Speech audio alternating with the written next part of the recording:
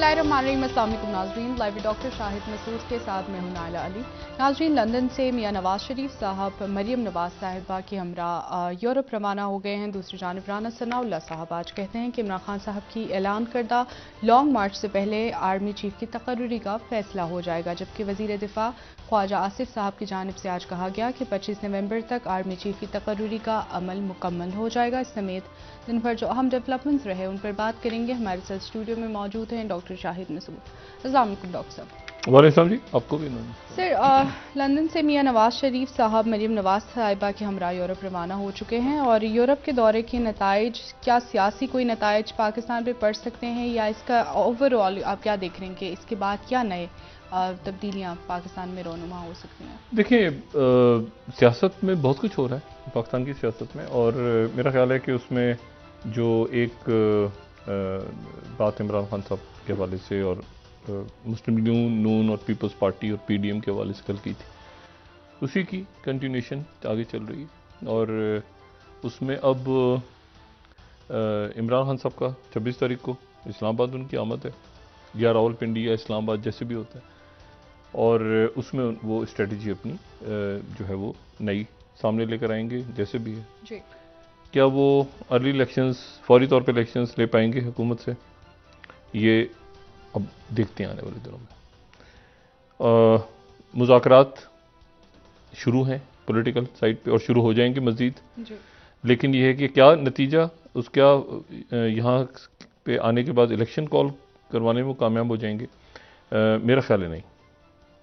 ठीक है, फौरी तौर पर इलेक्शंस का वो ऐलान नहीं करेंगे, ना हुकूमत करेगी, वो एक बातचीत का सिलसिला आगे चलेगा। लेकिन ये है कि वो मतलब कोई भी खान साहब, मैंने आपसे कल भी बात की थी ना कि इसकी कैलकुलेशन जो है ना कि आपने आखिर में क्या गेन किया, तो वो पॉपुलैरिटी पे तो बहस नहीं है जी सर। पॉपुलैरिटी इशू है ही नहीं। हम अक्सर कहते हैं ना कि पाकिस्तान में, मिसाल के तौर पे हम फर्ज करें, हम कहते हैं कि मजहबी जमातें हैं बड़ी, पाकिस्तान की बड़ी मजहबी जमातें हैं, तो उनके इज्तिमात जो हैं वो लाखों की तादाद में आपको उनके इज्तिमात, लेकिन इलेक्शन में उनका वोट, उसकी बहुत से उसकी वजूहात होती हैं। और उनमें से एक वजह जो है हमेशा, जो मैंने पहले भी बात की थी, कि उसमें एक वजह जो है वो ये भी होती है हमेशा कि जो भी गवर्नमेंट आए तो वो हुकूमत के अंदर, हुकूमत की अपनी जो है ना वो सेंसिटिविटीज़ हैं। यानी जमात इस्लामी, मिसाल के तौर पे जमात इस्लामी, तो जमात इस्लामी अगर जो है वो सूबों में उनकी हुकूमत है, उनके सेनेटर्स हैं, उनके एमपीएस हैं, सब कुछ हैं, लेकिन वो मरकज़ में शायद जमात इस्लामी हुकूमत इसलिए ना बना पाए, उसकी वजह ये नहीं कि उनके पास मतलब लोग, मैं एक आइडियल उस हवाले से अपने बात कर रहा हूँ, क्योंकि जमात इस्लामी का फिर पूरा जो एक नजरिया है, पूरी जो थ्योरी है, वो इस सिस्टम के साथ कोलाइड करेगी बुरी तरह। मतलब ये वही सूरत हाल बन जाएगी जो मोहम्मद मुर्सी के साथ हुई थी इजिप्ट के अंदर, कि वर्ल्ड बैंक से कैसे डील करना है, आईएमएफ से कैसे डील करना है। ठीक है, मैं वाशिंगटन में था जब ये डेलीगेशन आया था मोहम्मद मुर्सी का वहाँ पे, तो वहाँ पर एक इशू था कि कैसे मतलब है कि अखवान के साथ ज़ाहिर है, और वहाँ पर अखवान के साथ और दुनिया, तो एक दम जो है ना वो इशू ये होता है कि उसको फिर आगे कैसे, मतलब आपने इस सिचुएशन में जो दुनिया है, जो मुल्क है, जो सिस्टम है, उसमें आपने कैसे आगे चलना है, ये बड़ी इंपॉर्टेंट चीज़ें होती हैं। तो उसमें यह है कि उसमें अब खान साहब की अपनी इलेक्शन कैसे कॉल करते हैं, क्या दबाव बढ़ा सकते हैं, कैसे, वो अब आने वाले दिनों में हम देखते हैं। और इसी दौरान एक साइट के ऊपर जो कहते हैं ना पैक्ट ट्रैक डिप्लोमेसी साइट पे शुरू हो गई है, ये हो जाएगी, हो चुकी है आप समझें, और वो डिप्लोमेसी जो है वो पॉलिटिकल लेवल पे शुरू होगी, उसमें एस्टेब्लिशमेंट नहीं होगी। ठीक है, लेकिन एस्टेब्लिशमेंट की ख्वाहिश गालिबन जरूर होगी कि ये पॉलिटिकल जो प्लेयर्स हैं ये आपस में खुद बैठे। और बाकी ये है कि अब यहां पर वो खामोशी से बैठ के सबका जो है ना कैथारसिस करने का, लेसन्स लर्न्ड कि आखिर क्या हुआ, आज नहीं, इस बाद में बात करूंगा मैं किसी दिन कि क्या हुआ आखिर। एक साल पहले अक्टूबर 2021 और ये है नवंबर 2022, आखिर क्या हुआ कि उस वक्त की एक तकर्रुरी जिसमें खंदकें खुद गई थी, जिसमें खान साहब सऊदी अरब चले गए थे, जिसमें पता नहीं क्या कुछ, उससे लेके अब तक क्या हुआ है।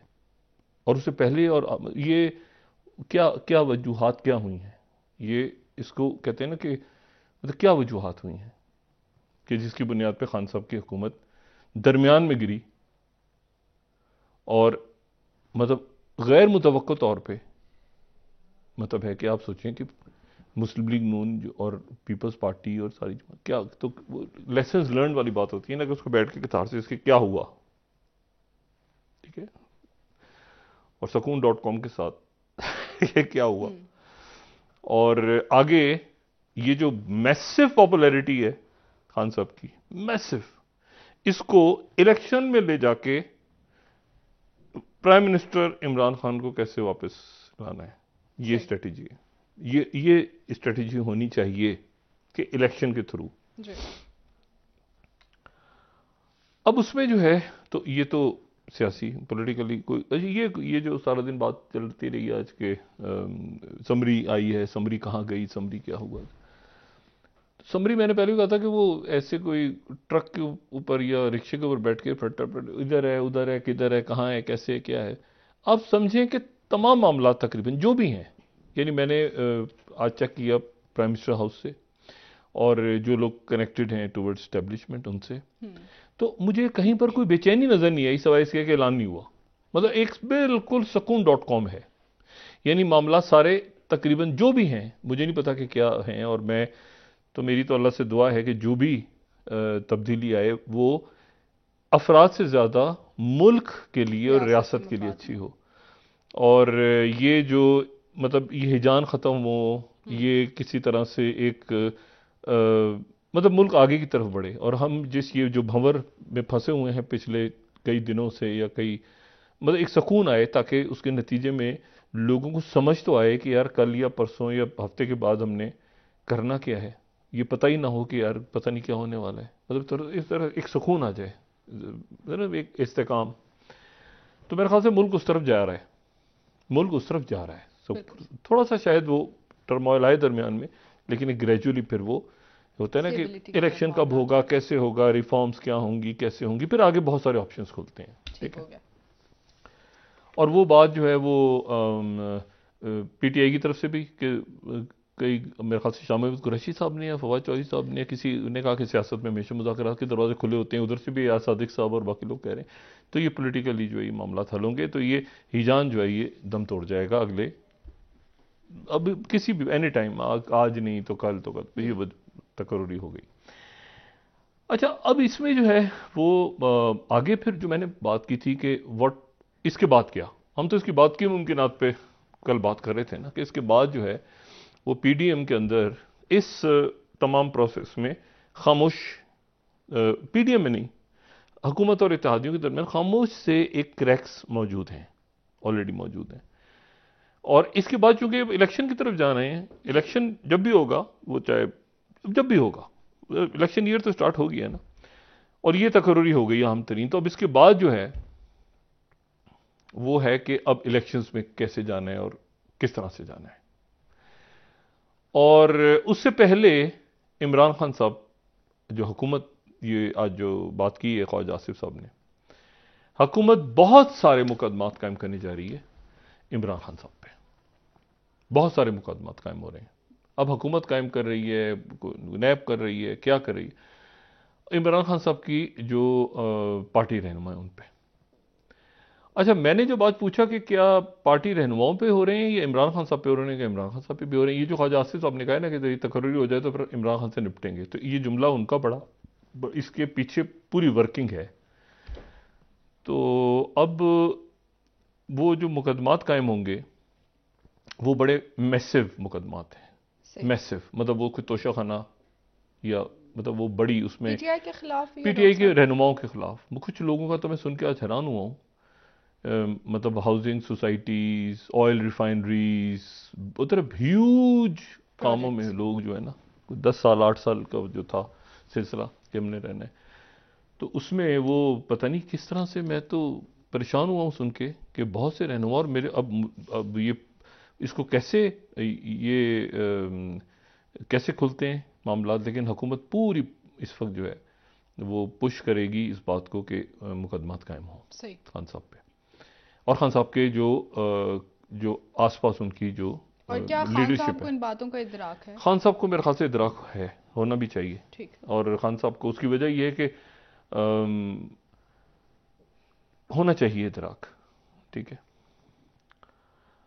और बाकी तो फिर देखें कि आगे मामलात किस तरह बढ़ते हैं, क्या इस्टेब्लिशमेंट के सर साथ उनके क्या मामलात चले, कैसे। सियासी तौर पर तो स्टेबिलिटी इंशाल्लाह जो एक्सपेक्टेड है हम देख सकेंगे, अल्लाह ने चाहा। लेकिन डॉक्टर साहब सियासी माशी मामलात भी तो हैं सियासत के अलावा, उसके हवाले से माशी हुकूमत क्या मामलात कर रही है? ठीक, मेरा ख्याल देखें, माशी मामलात तो अब मुझे नहीं पता कि क्या जादू की छड़ी निकलेगी जेब से। मुझे तो इनका कोई ऐसी पॉलिसी है ही नहीं, मतलब है ही नहीं। मैंने आपसे कल भी बात की थी ना कि आपके रिजर्व्स नीचे जा रहे हैं, आपकी गैस की लोड शेडिंग शुरू हो रही है, आईएमएफ के साथ मामलात अटक गए हैं जाके। मतलब आप कैसे आवाम के ऊपर बोझ डालेंगे, मजीद कितना नचोड़ेंगे। फिर ये आपके जो सफ़ेद हाथी खड़े हैं मुल्क में बड़े बड़े, जो जो जिनको प्राइवेटाइज करना था, मतलब ये करेंगे प्राइवेटाइज, कैसे करेंगे। मतलब मुझे अभी तक, यानी ये मैंने आपसे कहा ना कि ये जो तैनाती हो जाए ना, उसके बाद फिर पिक्चर सामने आएगी कि ये पॉलिटिकल ग्राउंड पे क्या हो रहा है जी। देखिए ना, पॉलिटिकल ग्राउंड अभी तो सब इसमें फंसे हुए। खान साहब भी इसी पे फोकस थे, जो मैंने खान साहब को मशवरा दिया था कि इस पे आप इससे निकलें, इस मामले से। वो निकल गए खान साहब, अच्छा वो इससे निकले। वो बिल्कुल एक बंद गली में लाके खान साहब को पता नहीं क्या यहाँ पे, तो वो निकले उससे। फैसल नहीं, पाउडर वो निकल साहब ने गए। भी आज देखिए यही कहा खान है। साहब निकल गए। वो जो उनके बयानात आगे पीछे दाएं बाएं, उससे उनकी पॉपुलैरिटी पे कोई फर्क नहीं पड़ता। ये जो ना खान साहब ने पहले ये कहा था तो बाद में कहते नहीं, छोड़ दें। वो सब ने क्या क्या कहा हुआ है माजी में। वो खान साहब ने रियासत मदीना, तो उधर भी तो इस्लामी निज़ाम आ रहा था ना, एशियन टाइगर बन रहे था मुल्क, पता शरई नहीं, वो निज़ाम। छोड़ दें, वो तो छोड़ दें आप। तो वो तो इस्लामी जमहूरी इत्तेहाद, तो पता नहीं क्या क्या खुदा जाने, वो तो छोड़ दें, वो तो आप रहने दें। मैं सिर्फ ये बात कह रहा हूं कि इससे खान साहब की पॉपुलैरिटी पे कोई अभी तक मुझे कोई फर्क नजर नहीं आ रहा। ये लॉन्ग मार्च के इल प्लानिंग के बावजूद हुकूमत को पता है कि इलेक्शन हुआ तो खान साहब स्वीप कर जाएंगे, मैसिव स्वीप करेंगे, सही। ठीक है। तो इसीलिए ये हुकूमत तो इलेक्शन भी जाएगी नहीं। अच्छा, क्या 1 महीने बाद या 2 महीने बाद हुकूमत के पास कोई ऐसी पॉलिसी है? ये मईशत के हवाले, मईशत, वो खान साहब ने वो जो बात कल की है ना, बड़ी गहरी बात की है कि ये फंस गए आगे। मतलब मैं अगर इलेक्शन कराते हैं तो मैं आता हूं, और नहीं करवाते तो मुल्क दिवाली होता है। वहां पर यह कि इलेक्शन नहीं कराओ, से इसको फिक्स करो, पहले इमरान खान को फिक्स करो। अब वो कैसे फिक्स करते हैं, क्या करते हैं, क्या वो आने वाले दिनों में देखना है। लेकिन मैं मुल्क पाकिस्तान आगे, बाकी सियासत सारी। अच्छा, तो इसमें जो है ना, वो तो यहां पर कोई इस तैनाती से हम निकलते हैं, ये बस अनाउंसमेंट होगी और अल्लाह खैर सलाह, और ये वापस पॉलिटिक्स आ जाएगी, ठीक है। और इसमें बड़ी अजीब अजीब सी बातें आती हैं। कल जैसे एक पुरस्कार सा आया रात को, एक बंदा, वो जी अरशद शरीफ के कत्ल का मैंने किया था, उसके बाद गड़प करके गायब हो गया, पता नहीं क्या था वो, खुदा जाने। अच्छा, अब यकीन करें, यानी उस शो के, मेरे शो के बाद शायद वो आया है उसके बाद, और आते आते वो सुबह तक वो गायब भी हो गया था, क्या था कहाँ था पता नहीं। फैसल पाउडर साहब ने बहुत अहम फैसल पाउडर साहब ने, हाँ, इंकशाफात फैसल किए पाउडर हैं इस साहब ने हवाले जो बात की है ना, मैं फैसल पाउडर साहब और मुराद सईद साहब ने जो जवाब दिया है उसका, ये देखिए अरशद, मैं, एक होती है ना आपकी इंस्टिंक्ट, कुछ चीजें होती है, आप कहते हैं कि यार ये नहीं मसला हल हो सकता। जैसे मुझे खान साहब के ऊपर हमला कैसे हुआ, मेरे नहीं समझ में आ रहा। मतलब मैं नहीं कहूंगा, मुझे तो बिल्कुल वो लग रहा है कि बहुत सारी तरफ से फायर हो रहे हैं, वो नीचे बैठ रहे हैं सामने, वो नीचे से जो जिस बंदे ने गोली चलाई है, वो इतनी सारी गोली, मतलब मुझे नहीं पता, लेकिन एक उस विजुअल को देख के मुझे ये कोई एक पिस्टल की गोली, या ये हुआ है कि वो एक पिस्टल चली है उससे सब डर के, नहीं मुझे ऐसी, या फिर स्प्रे हुआ है तो, लेकिन स्प्रे होता तो बहुत से लोगों को, मतलब मैं कुछ नहीं कह सकता इसके बारे में कि क्या पुलिस की रिपोर्ट है क्या नहीं है। लेकिन मुझे इतना जरूर पता है कि जो अरशद शरीफ का जो कत्ल है ना, उसका कहीं ना कहीं खुरा निकलेगा। ये इंस्टिंक्ट होती है ना अंदर से, आपको फील होता है कि, क्योंकि डेटा, चीजें, बातें, लोगों के साथ राब्ता अचानक, ये वो, मतलब वो इससे कतई नजर कि वो जंगल में रह रहा था, लेकिन वो भाला लोगों से राब्ते में था। सर बिल्कुल था, बात कर रहा था अरशद, शहीद अल्लाह ताला उसके दर्जात बुलंद फरमाए। तो ये कहीं ना कहीं मामला, और अभी है, ये रहेगा अपनी जगह, अलाइव है ना मामला। मतलब अलाइव से मतलब है कि अब वो फैसल वार्डा है तो अगली पेशी, तो ये चल रहा है ना मामला, कोई ना कोई अरशद शरीफ के हवाले से, ना इसको लोग भूलेंगे ना हम भूलने देंगे। तो उसके कातिल जो हैं वो पकड़े जाएंगे इंशाल्लाह। और इसमें अच्छा फिर वो जो नवाज शरीफ साहब का मसला, अब यहाँ पर अब देख रहे हैं इमरान खान साहब को कि ये कैसे क्या हो रहा है, कैसे हो रहा है। नवाज शरीफ साहब जो हैं वो पाकिस्तान आने से पहले, अभी तो यूरोप निकले हैं, पहला स्टॉप तो गालिबन उनका यूरोप में मुख्तलिफ शहरों वगैरह में है, और उसके बाद वो वहाँ से शायद हो सकता है अमेरिका चले जाएं, ये खबर ये भी आ रही है, और उसके बाद वो फिर पाकिस्तान आए। इस दौरान में डॉक्टर साहब क्या एक्सपेक्टेड है? इस दौरान नहीं, इस दौरान में कुछ अमेरिका से पाकिस्तान आने के अपना लुत्फ है।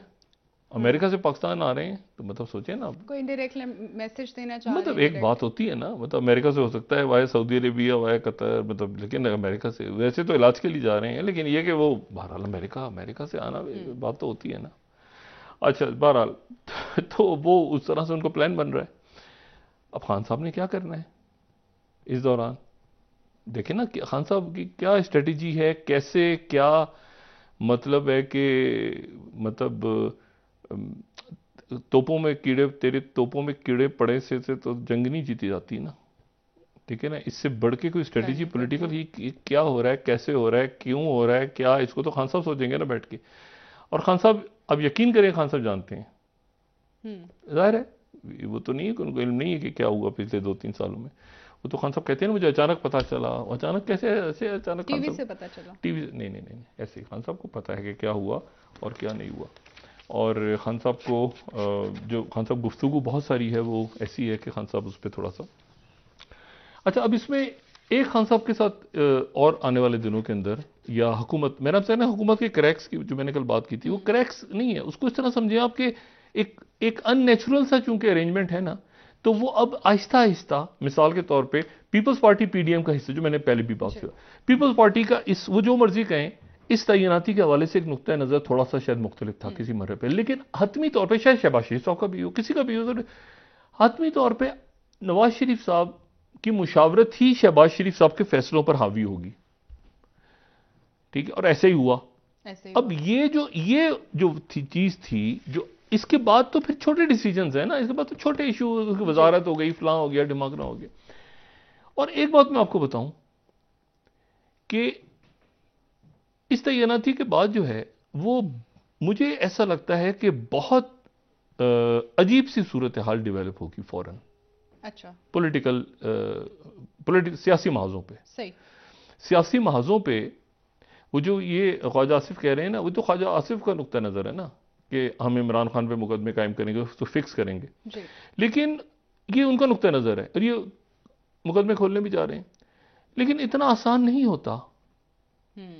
ये कहना बहुत आसान है, लेकिन इसको जो करने का वक्त आएगा, बिल्कुल, तो उसको क्या हुकूमत कर पाएगी इमरान खान के खिलाफ कार्रवाइयां?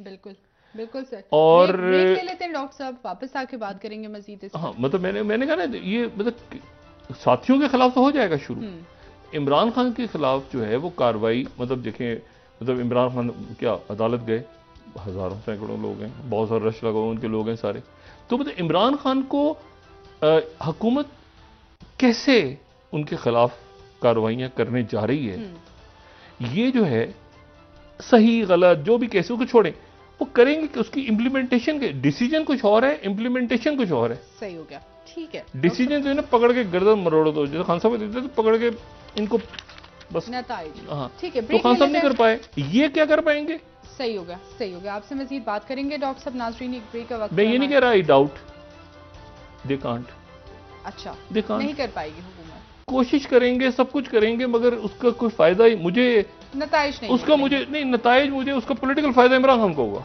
सही, ठीक है, उन कार्रवाइयों का, अगर वो केसेस सही हुए तो भी। अच्छा ठीक है सर, वापस आते हैं ब्रेक से, वापस आके आपसे बात करते हैं। नाज़रीन, एक ब्रेक ले लेते हैं, हमारे साथ रहिए।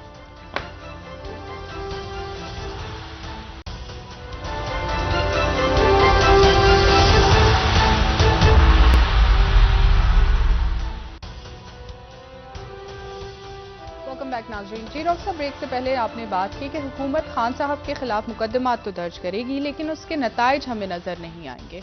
नहीं, नताइज कुछ तो होंगे, जाहिर है कुछ मुकदमा चलेंगे, कोई कायम होंगे, कोई पेशियां होंगी, फलां ढिमाकना, लेकिन मैं सिर्फ ये सोच रहा हूं कि देखें, नवाज शरीफ साहब का मुकम्मल साइन ऑफ कर दिया था, जी। भुट्टो साहब को साइन ऑफ कर दिया था, जवाहर साहब ने, नवाज शरीफ साइन ऑफ हो गए थे।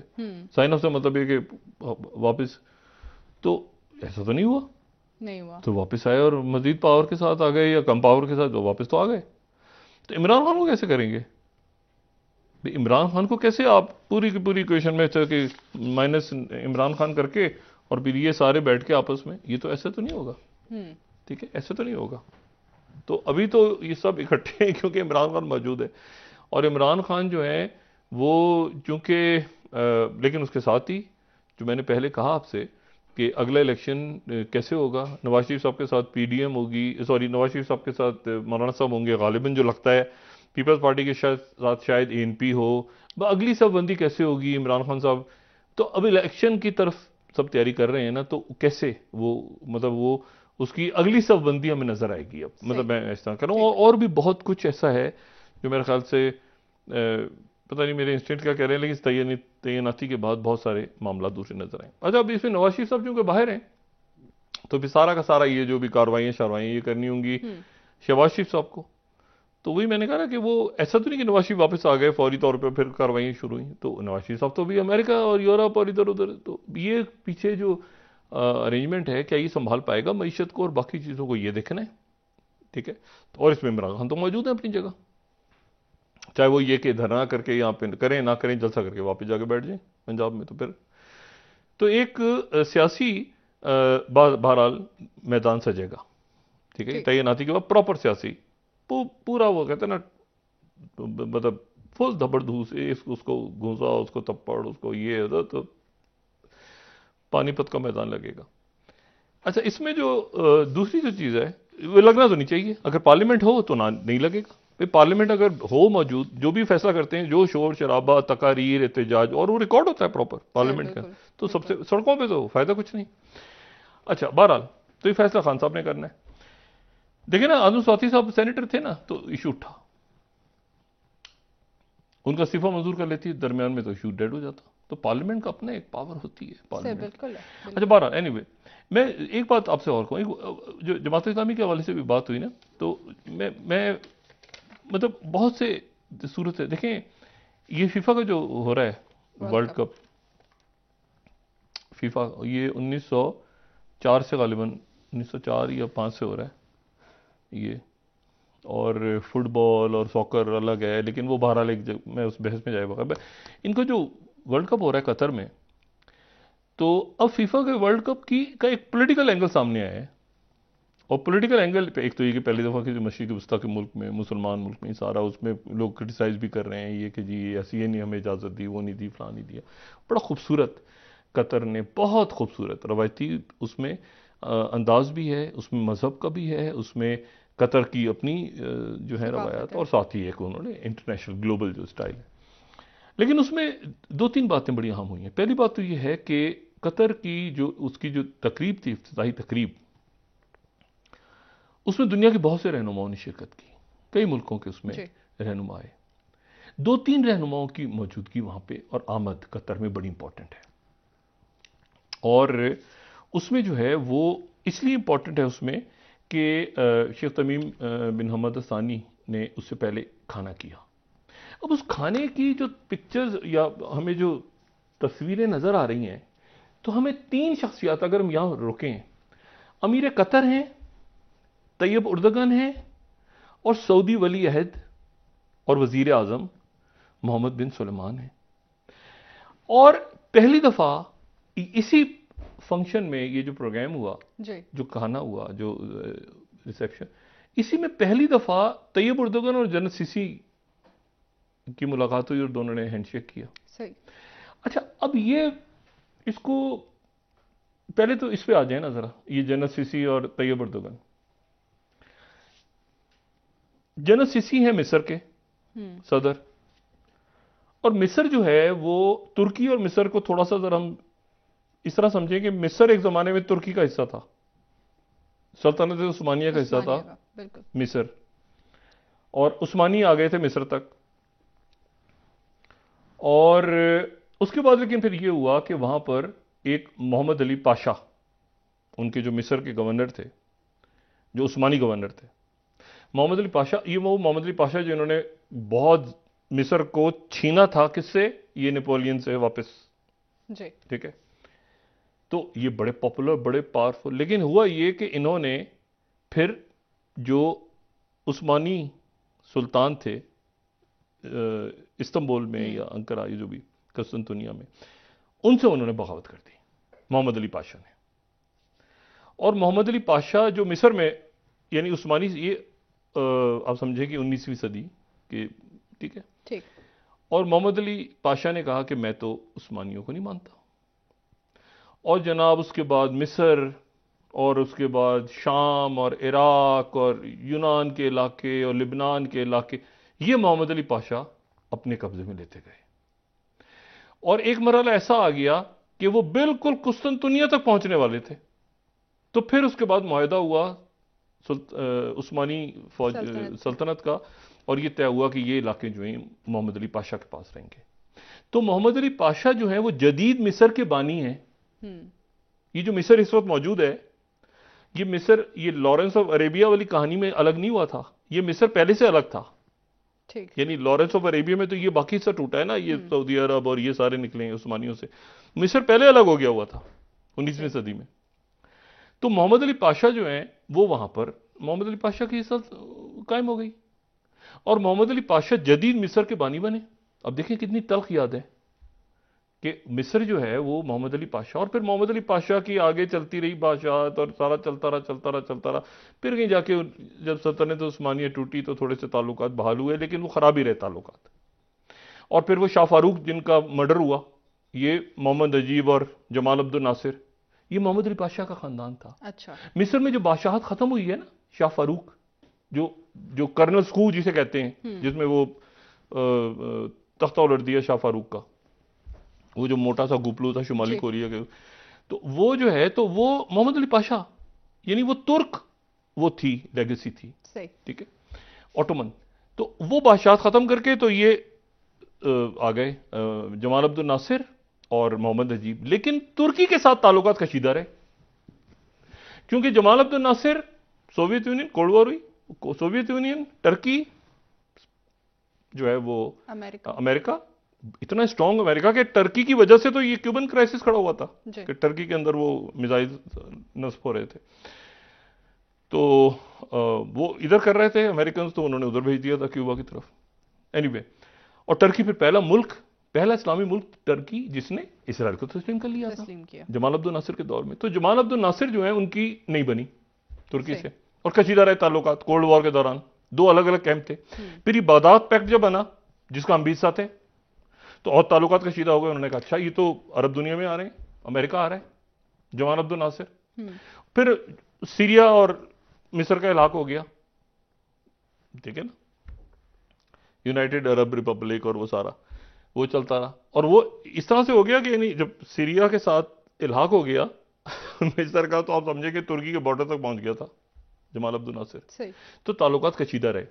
लेकिन उसके बाद फिर हालिया दिनों में यह हुआ कि जब वहां पर मोहम्मद मुर्सी इलेक्ट हुए, तो तैयब एर्दोगन उनको कबूल किया। तैयब एर्दोगन वहां गए और जबरदस्त उनका इस्तकबाल हुआ।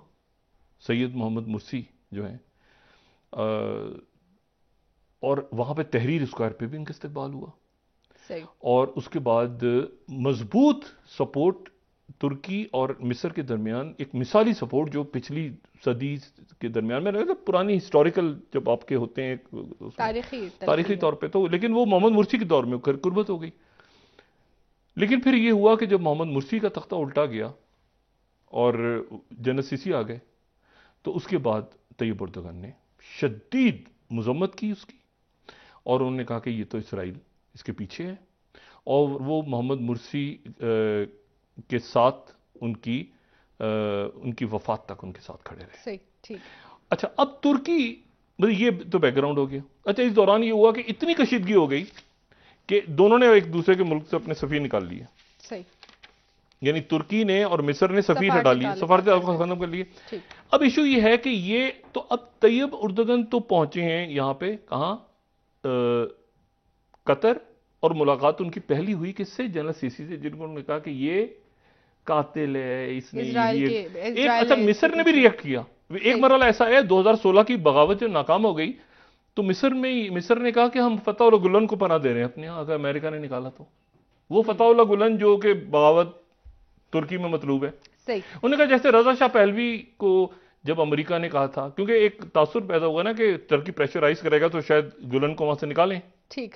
तो मिस्र ने कहा कि हम पनाह देते हैं। जैसे आयतुल्लाह खुमैनी ढूंढ रहे थे रजा शाह पहलवी को, तो मिस्र ने पनाह दे दी, तो उन्होंने कहा हम भी पनाह दे देंगे फतह गुलन को। डॉक्टर साहब एक ब्रेक ले लेते हैं, वापस आते हैं बात तो ये मुलाकात बड़ी अहम है कि ताल्लुकात ऐसे बहाल हुए हैं, ये ताल्लुकात ऐसे बेहतरी की तरफ जा रहे हैं दो मुल्कों के। लेकिन तीसरा इसमें इशू ये है कि हमास जो है जी, हमास को दो ही मुल्क इस वक्त मिडिल ईस्ट के सपोर्ट करते हैं, और दो मुल्क सपोर्ट जो करते हैं हमास को खुल के, एक तो तुर्की करता है और एक करता है उसको कतर। और यहां पर चौथी शख्सियत जो इंपॉर्टेंट थी, एक तो सऊदी वली अहद इंपॉर्टेंट थे, लेकिन यहां चौथी शख्सियत और पांचवी शख्सियत जो इंपॉर्टेंट थी वो उर्दन के शाह अब्दुल्ला थे। जी बिल्कुल, उनकी भी एक हिस्ट्री है। वो मैंने आपसे, अच्छा हमास वाले दौरा करके आए उर्दन का खामोशी से। हाँ। ये नई, मैंने कहा नई कहानी हो रही है। खालिद बिशाल दौरा करके आए, इस्माइल हनिया भी दौरा करके उर्दन का। अच्छा महमूद अब्बास भी थे जी, हमास भी थी, हमास भी उधर ही है, वो यहां पे मौजूद नहीं थे, लेकिन कतर में तो है ना हमास की लीडरशिप, तुर्की में भी है। ये दो मुल्क मानते हैं। अरब जो सऊदी अरेबिया और यूएई, और इधर तो आप अखवान के हो तो फारिग टोटल, हाँ। और इजिप्ट में भी। लेकिन ये जो इक्वेशन बनी है ना, अच्छा फिर कतर सऊदी अरब के ताल्लुकात में इतनी खूबसूरत अंदाज में बेहतरी आना, दो बरादर मुल्क हमारे, कि मोहम्मद बिन सुलेमान कतर, यानी वो कतर जिसका टोटल ब्लॉकेट था ना कतर और सऊदी अरब का, बिल्कुल सर, वो यहां पर है, तैयब उर्दगन यहां पर हैं, और साथ ही सीसी भी यहां पर हैं। बिल्कुल सर, ब्रेक ले लेते हैं, वापस आके बात करेंगे मजीद आपसे। बहुत इंटरेस्टिंग गुफ्तगू सर आप कर रहे थे, ब्रेक लेते हैं, वापस आके खत्े के मामला पर मजीद बात करते हैं। नाज़रीन ब्रेक।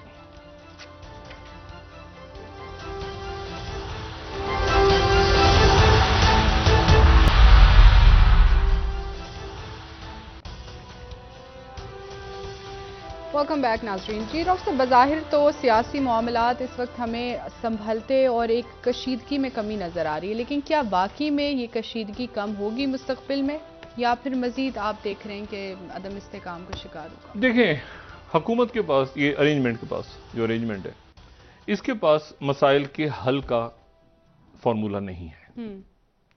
इनके पास सिर्फ एक इनका इशू रहा है और रहेगा, और वो ये है कि फिक्स इमरान खान, मतलब मंशूर किया है कि इमरान खान को जवाब दिया जाए किसी भी तरह। और वो इस बात में दो तीन बातें इनके सामने रहेंगी। पहली बात इकोनॉमी, और दूसरी बात कि इस मौजूदा दौर में जब से ये आए हैं जी, अब जो मैं बात कर रहा हूं वो ज्यादा तवज्जो तलब है। ये शख्सियत अब जब से आई हैं तो इनका ख्याल है कि ये इनके ऊपर नजर नहीं है इनकी इस दौर की करप्शन पे। इस दौर में मैंने चेक किया, मैंने कहा जी इमरान खान साहब के ऊपर तो चले बहुत सारे होने जा रहे हैं, और इनके ऊपर तो सारा खत्म हो चुका है मामला। पता चला ऐसा नहीं है। अभी इन दिनों ये जो दिन पिछले गुजरे हैं 5-6 महीने, उसमें इनकी काबीना, मुझे नहीं पता कि नवाज शरीफ साहब को इल्म है या नहीं है, क्योंकि अल्टीमेटली तो शहबाज शरीफ साहब और नवाज शरीफ साहब की हुकूमत है। बिल्कुल। इनकी हुकूमत के कई ऐसे लोग हैं, कई वज़रा ऐसे हैं जो पुरानी आदतें तो नहीं छूटती ना, और कई जो हैं वो बड़ा ज़बरदस्त काम कर रहे हैं, बहुत बहुत अच्छा प्रोफेशनल काम कर रहे हैं। मतलब शहरी रहमान से क्या एक्सपेक्ट करते हैं, वो लगी हुई हैं क्लाइमेट पे, उधर कॉन्फ्रेंस पे, इधर उधर हिना रब्बानी खैर, बहुत सी शख्सियत, इवन एहसन इकबाल और बाकी जो लोग हैं वो अपने काम पे लगे हुए हैं। लेकिन कुछ लोग हैं जो लगे हुए हैं। तो इशू ये सारा कि अच्छा यहां पर मईशत, कैसे मईशत को ठीक करेंगे? दिवालिया तो मुल्क नहीं होगा, अल्लाह ना करे हो कभी, लेकिन ये इसका इशू, इसका फॉर्मूला क्या है? तो वो फिक्स इमरान के साथ साथ प्रॉब्लम्स बढ़ेंगे, और ये इसहाक डार को आप इसमें जिम्मेदार नहीं करार दें कि इसहाक डार ने आ गया तो मईशत खराब होगी। ये बरसा बरस की खराबी है जिसमें आपको रिफॉर्म्स करनी है, टैक्सेशन करनी है। ये आपको सख्त तो पहले हो चुके हैं ना फैसले इनके बहुत सारे, जो मिफ्ता इस्माइल बेचारे जिनके सर पे डल गया सारा मलबा। लेकिन मसला ये कि अब आगे के सख्त, अब तो मिफ्ता नहीं है ना, पहले तो एक वो था बीच में बफर के, आपने मिफ्ता को करके आखिर में कहा मिफ्ता को हटा दो यार, अब डॉक्टर साहब आ गए, ठीक हो गया सब। वो तो नहीं हुआ, वो तो अब मुसीबत के वापस मिफ्ता को रखा होता, कम से कम मिफ्ता साहब भी गालियां सुन रहे होते, डॉक्टर साहब बचे होते पीछे। तो डॉक्टर साहब के पास ये प्रॉब्लम्स मुल्क की मईशत के, अच्छा ये डॉक्टर साहब का भी इशू नहीं है, इशू ये है कि वो पॉलिटिकल चूंकि अनसर्टिनिटी रहेगी, तो और इस दौरान जो है वो खान साहब अब मेरे ख्याल से उसके ऊपर करवा रहे हैं, मईशत के ऊपर एक सेमिनार करवा रहे हैं। देखिए ना ये दबाव, अब वो मईशत पे सेमिनार हो रहा है, एक दो मेरे ख्याल से 26 के फौरन बाद वो, या उससे पहले शायद करवा लें, वो मईशत डिस्कस करने की पॉलिसी क्या है, ये महंगाई क्यों हो रही है, कर्जा कितना लिया है, ठीक है, मैंने कितना लिया था अपने दौर में, तुमने कितना लिया है 5-6 महीनों में, तुम्हारी गवर्नमेंट कैसे चल रही है, महंगाई कहां, मैं कहां छोड़ के गया था, तुम अब क्या हाल है। तो ये तो उसमें, और फिर उसके बाद जब ये करप्शन वाला खेल शुरू करेंगे, जो कि करेंगे शुरू, तो फिर इमरान खान का जवाब क्या होगा, अच्छा ये मेरे ऊपर करप्शन का इल्जाम लगा रहे हैं ये लोग, ये तो यहां पर फिर ठुस। तो मसला ये है कि ये इतना, ये मैंने आपसे कहा ना कि ये धमा चौकड़ी जो बचने जा रही है ना, ये पॉलिटिकल धमा चौकड़ी है, लेकिन सही हो गया ये और ये फिर इसमें धमा चौकड़ी भी मचेगी, लेकिन साथ में संजीदा लोग बैठे, जो मैं बार बार नाम लेता हूँ, एयाज सादिक साहब और इमरान खान दोस्त हैं आपस में, तो ये राब्ते जो होते हैं ना पुराने, आपस में बैठ के बात करना, ख्वाजा साद रफीक मिलेंगे कहीं, वहाँ शाह महमूद कुरैशी से राह चलते वो बात हो गई है। लेकिन इंपॉर्टेंट बात उसमें ये है कि ये इन चीजों का हल नहीं है इनके पास, मर के हल नहीं है। ओह अब क्या इस वक्त, ओहो मतलब कई शक्लें आती हैं टीवी पे, इमरान खान चोर है, मैं कहता हूँ यार अल्लाह खुदाया, ये बहुत शुक्रिया। कुछ के मुंह से तो ठीक लगता है, कुछ के मुंह से बंदा कहता है यार एक मिनट ठहर जाओ यार, ये there is grossly wrong somewhere. मतलब लोग भी सोचते बैठ के एक मिनट ठहर जाओ यार।